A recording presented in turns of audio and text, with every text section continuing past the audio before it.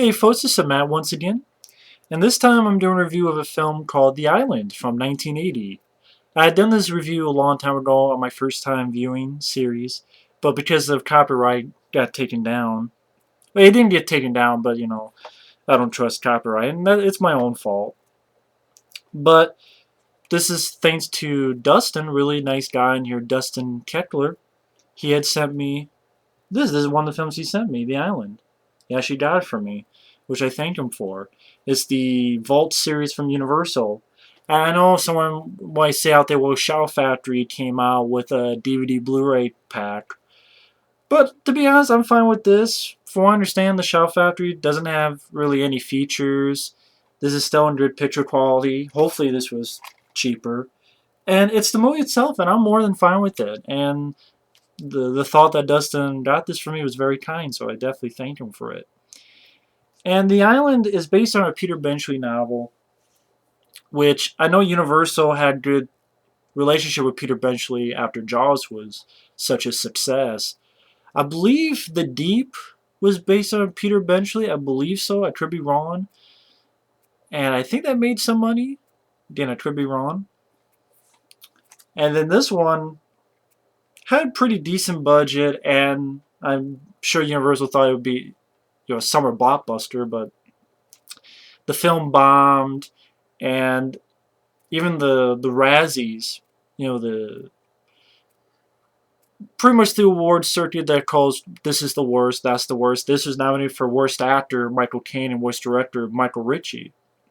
And Michael Ritchie, he's a director who's done some pretty good films like Fletch, The Golden Child, Semi-Tough, the original Bad News Bears, among others. And actually, Peter Benchley not only was this based on his novel, but he had done the screenplay on this film. And Richard D. Zennon and David Brown, who produced Jaws, also produced this. Music's done by Ennio Morricone, who did some of the spaghetti westerns and John Carpenter's The Thing. Now, The Island, basically, you have Michael Caine as reporter. He's with his son. He finds out that there's some people that have gone missing, that a lot of boats disappear in this one area. And he decides to go with his son to do sort of a flyby. But one thing leads to another. The plane messes up. They have this really rough landing where pretty much the plane crashes. They ID out and the plane blows up and they're pretty much stranded. And so Michael Caine and his son try to make the best of it, and they go fishing, but then a pirate pretty much attacks them. Michael Caine kills the pirate but gets knocked out, and when he awakens, he's on the island where you have a bunch of pretty much rogue pirates. I know, rogue pirates in modern day, led by David Warner. And David Warner, he was the bad guy in Waxwork. He was in a big part in Scream 2. David Warner you've seen in quite a few films. And they want David Warner wants Michael Caine there and his son. Just pretty much they brainwash his son. For some reason this reminded me of Hook with Steven Spielberg, which that was made years later, where they would take the son of the lead guy and try to make the son think that the pirate was their father, and that, come join us, that's not your father, I'm your father, you really want to be with us. Again, kind of remind me of what they did with Hook. And the kid's sort of just brainwashed.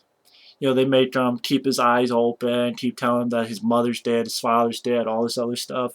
They brainwash the kid. And they keep Michael Caine alive because, oh, your name, you have noble blood. You'll basically knock up this woman, give us some fresh babies, so we can have strong men instead of this inbreeding shit that we're doing. That's pretty much the gist of it. Or the jizz of it. But anyway, the gist of it. And Michael Caine's trying to escape, trying to talk to his son. His son has been brainwashed. He's trying to get out of there, and so on and so forth. Stuff about this film I really enjoyed. I like the way the film opens. It opens with this group of people They're just having some fun on their ship slash yacht slash whatever, their boat. And they see this canoe drifting down. They think, oh, it's nothing much. And this is like, oh shit, this is definitely where the R rating comes into play. Where one pirate comes up with an axe and hits it right in the guy's head, cracks his head like open, splits his head like from down to here into two. That little bits there, like a melon. Not all the way through, but like here to. Then takes like the axe and gets another guy, like takes a chunk of his stomach out. Like, wow, shit, this is pretty bloody. Um, the rest of the film isn't as bloody as that scene, but that's definitely probably the bloodiest scene in the movie. And then you get introduced to Michael Caine's character and his son. And I like Michael Caine as an actor, and I thought he did fine here. I don't think he deserved a worst actor nomination for this film. I really don't see anything wrong with his performance. And I liked his character, him and his son. I like that his son's reading Playboy. And Michael Caine's like, so do you like hey, there's some pretty good articles in there, isn't there? So it's not like your typical, like he sees his son, it's like, how dare you do this? He's easygoing type of dad, reasonable dad. Really enough, it shows how times have changed. And back in 1980, they actually go to a gun shop, and the gun owner actually lets a little kid fire a gun on a range, and lets Michael Caine buy a gun for his son. Which, of course, they need that gun later for when the first pirate comes and Michael Caine has to shoot him. So, I'm like, just shows how times have changed. But like I said, they get on the plane, they crash, and well done crash. Not extravagant or anything, but it was well done. They run away, and practical explosion of the plane. And really enough, the local that comes by is actually an actor named Zakis Mokai, I believe is how you say his name. I remember that guy. He's the bad guy in The Serpent and the Rainbow. And he was also in a film called Body Parts. I remember that guy. He's in it for a small bit. I'm like, oh yeah, I recognize him. But then they go fishing. When he kills the pirate, just not that wakes up. That's, to me, the middle portion of the film. I said this when I first saw it. I still do. The middle portion, I would say, is the weakest part of the film. Because I like the way it opens. I love the way it ends, which I'll get to. But the middle portion, it's a little bit weak. It's a little bit slow. It's not too much happening. Mainly, you have, again, the kid being brainwashed, which is sort of something I don't really buy into. I get the notion behind it, but I don't think they really accomplished it as well as they could have. Especially at the end when David Warner tells him to shoot Michael Caine, the kid decides not to. So you get the idea that the kid is coming back to his father's side.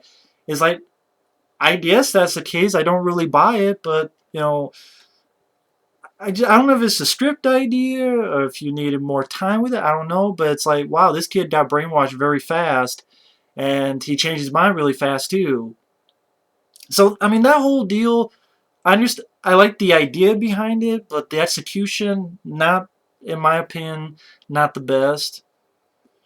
I think could have been executed better. I don't know if it's script or what.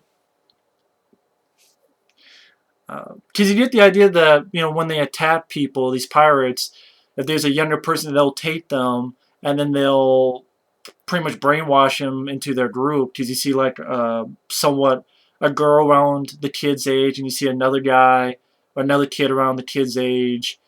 And we've seen them when these pirates attack other boats, and we see the little girl or the other kid, and now they're part of these pirates. Just, I guess they've been brainwashed too. Trying to see. Yeah, this was 1980. I just want to make sure. During the middle portion of the film, basically what was happening was, again, you have this woman she's the widow of the pirate Michael Caine had killed, and she's like, you're going to make babies with me and all this other shit. And sometimes the pirate language that they speak amongst each other, sometimes I didn't know what the hell they were saying, or I didn't understand what the hell they were saying. I'm like, does it have subtitles? No. Because sometimes, like, what the fuck did they say? I don't know. Then you have, like, this older gentleman who you find out Michael Caine thinks is going to help him, but really is working with the pirates. It seems like in the middle portion, not too much stuff happens. Mainly, Michael Caine is captured. Uh, David Warner is showing Michael Caine's kid how how to shoot this thing.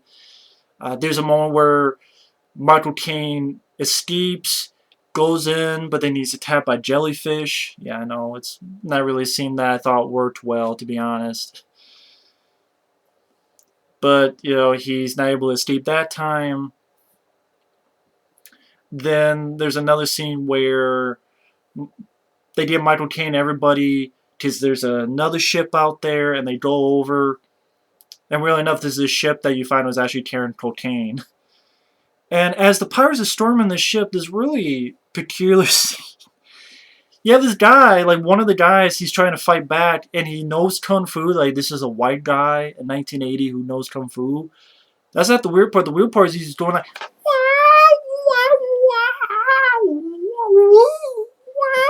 and he's like, what the fuck? You're like,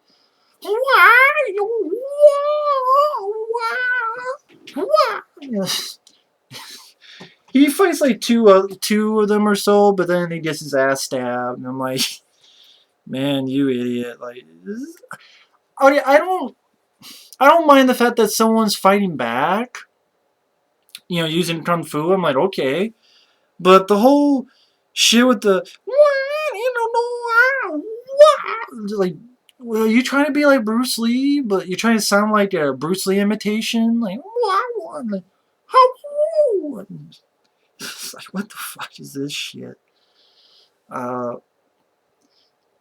So again, the middle portion of the film, I could deal with because I like Michael Caine, I like David Warner.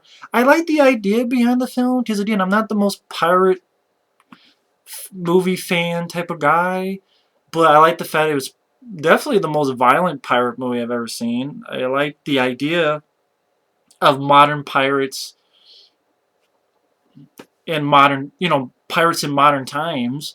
I know people say it's crazy, but if you go to other places and there's cannibals, if we didn't believe there's cannibals, who knows? Why couldn't there be a little island off somewhere that you have some pirates? And I've heard news stories of pirates, whether they're actual pirates, of course, but the story didn't really bother me, especially for 1980. It didn't really bother me as much as maybe other people did.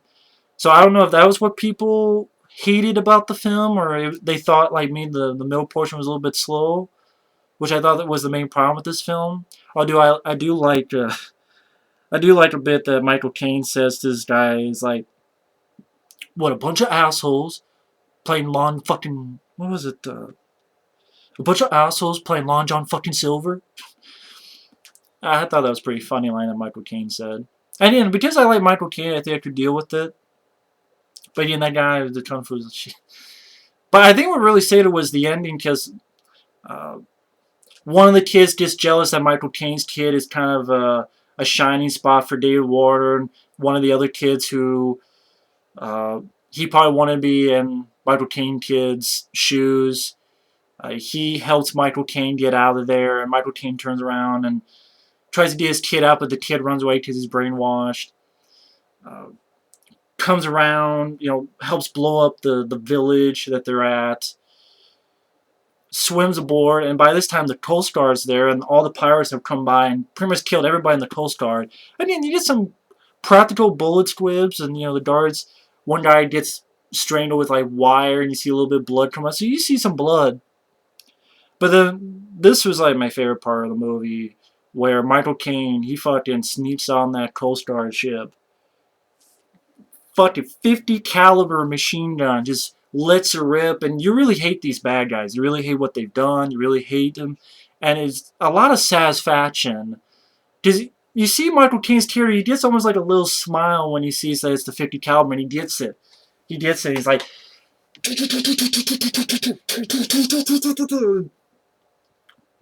granted, not as much as Rambo 4, but he's like blows the shit out of all the pirates, fucks most of them up. And then that's when Michael Caine's kid's ready to shoot him, but doesn't. And then Michael Caine has to follow David Warner down, and they have a struggle. And Michael Caine shoots him with a flare gun, and it burns a little bit into David Warner. Michael Caine fucks him up. So I thought it was a really satisfying ending. So I just what I liked about the film. I liked the premise. I like Michael Caine. I like David Warner. I love the ending with the 50 caliber, a very satisfying ending. It's a violent pirate movie. I like the idea of a modern pirate film. I just think the middle portion could have been better paced or more interesting stuff happened. I thought the middle portion was kind of slow, but either way, I still like the film. So thanks for watching, and see you later.